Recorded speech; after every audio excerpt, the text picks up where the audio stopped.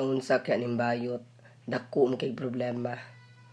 Tanano, now, magsad kay mayuta, oy. Naunsa kaya nimbayot, oy. Ato daw ning anon, bi. Pasig na kuan niya ato ning duolon, bi. Ibiyaan na po siguro na siyang bana. Ay katong last, wala na siya i-contact siyang bana. Unsa makapamansang virgin? Kapoy kayo ning afaman ni. Di ba dyan na nawag-nawag? Ano man? Hindi ka niya, basta naman nila. Ano di ay, ano mang, wala na nawag yung afam.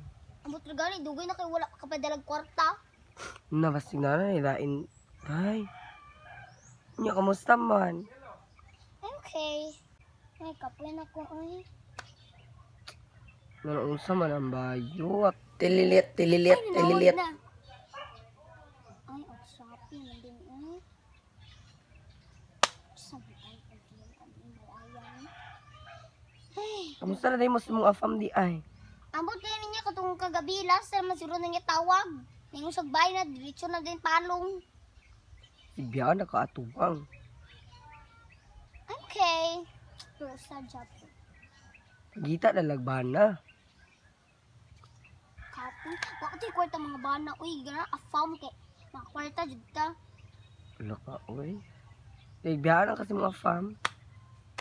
Mga afam na pagkuglait. Pangita lang diha.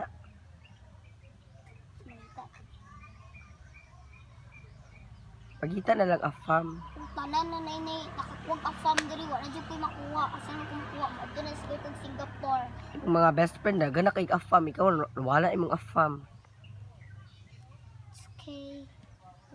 Bala na ba sa pulag nga, Bill? Yes. Ay, akong afam, dugay na kayo manawag. Wala ka, oy. Kasi problema di ay nimo. Wala to ka pa talag kwarta. Maskin pagkagabiin, yung siya I send to money. I send to money. Ba-